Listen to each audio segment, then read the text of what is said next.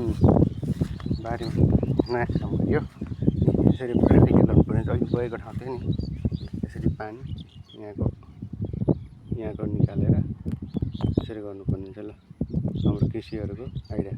यसरी बाँध लगाइदियो पानीहरू बग्छ उता जाने कम भइरहेको छ उताको बहाव होइन यता जाने कम भयो अब यताबाट ब्लक भएर आइडिया लाउनु यहाँ थियो त्यो बोराहरू सबै यता यसको आइडिया नि यहाँ ट्र्याक्टर लगाएर यहाँ रोकेर योबाट छिराउनु पऱ्यो यहाँबाट छिराउने हिम पाइपमा यहाँ निकाल्नु पऱ्यो यहाँ पनि हाम्रो आफूको लागि बनाएको छु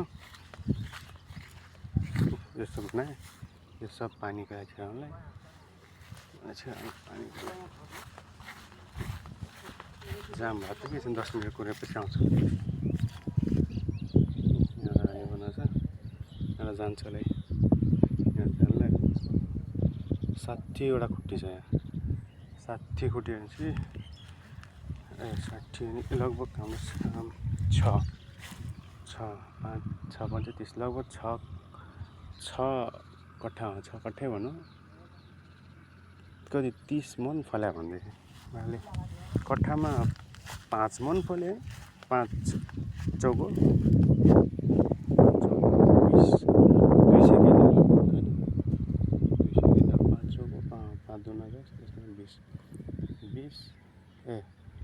20 मन 5 कति हो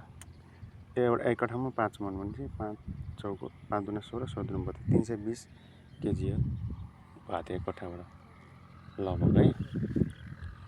यो 6 कट्ठामा त्यो अनुसार 30 मन फलाएको थियो अब अध्यायमा चाहिँ आधी उताको चाहिँ ठेक्का लेखा त मन्दिर भएको चाहिँ ठेक्कामा छ यो चाहिँ अध्यायमा लेखा है यसरी जीवनयापन गरिन्छ।